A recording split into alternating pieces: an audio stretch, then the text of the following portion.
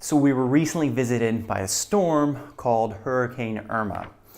I went ahead and I documented the storm the best I could from our vantage point here in Northeast Florida, and I wanted to provide some perspective of what that was like.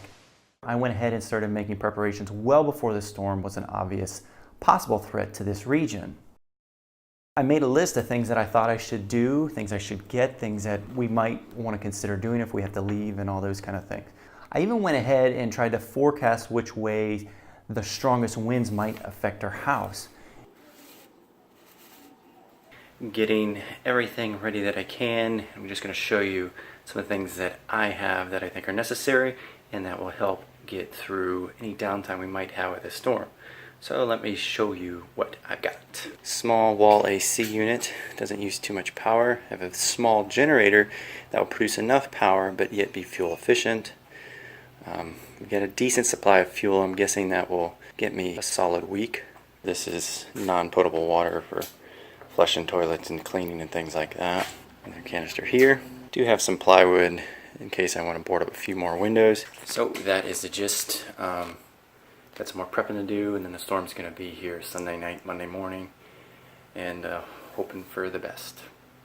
South Florida, the whole state's really under the gun for this. Godspeed, South Florida.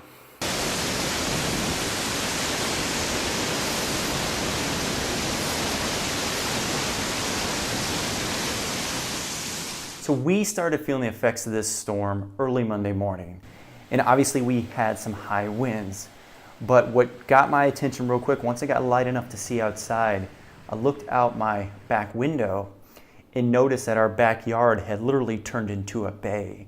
We live on a little creek here, and the water level had surged significantly.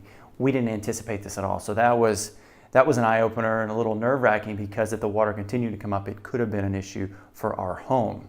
The water was so high, it was literally probably at least 3 feet higher than the height of our dock itself. So the dock was completely covered. You could not see it at all. It was pretty freakish. What was kind of interesting is we had our leftover geese. By leftover geese, I mean the geese that have not migrated back north. They seem to fare well in these high winds. They literally would just kind of turn themselves into the gust and then pick at the grass when they wanted to. So they didn't seem too concerned. Later into the morning, early afternoon, the wind started to die down quite a bit. And as the winds continued to die down, the surge in the back behind the house started to subside as well. Myself and my neighbor went ahead and took some kayaks out to kind of investigate the creek behind our house, as it was still very high. The water's still so high, we could literally kayak over the docks, meaning we would have the kayaks paddling over the docks. They'd be underwater. Very, very freaky to be able to do that. We were very fortunate. We had very little damage, just mainly some yard cleanup to take care of, and that was no big deal. Unfortunately, this storm was a much harder impact on many other people, and they're going to be dealing with cleaning up, repairing, doing whatever they need to do for some time now. One thing I want to touch on is how fortunate I think we are for where we live. This storm literally impacted the entire state of Florida. So utilities and everything were just wiped out all over the place. And the fact that we have the infrastructure and the manpower to come in and to get utilities back up so fast to most people is just really, really amazing, and something I think we all need to be grateful for. All right, last little bit of cleanup for me, a downed tree. Fortunately, my chainsaw's down, so I'm gonna do the handsaw.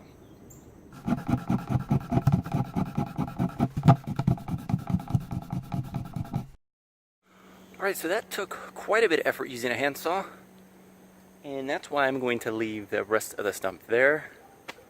And with that, my hurricane cleanup is done. And one little perk of this little mission was I found out about halfway through cutting that I was standing in a poison ivy vine.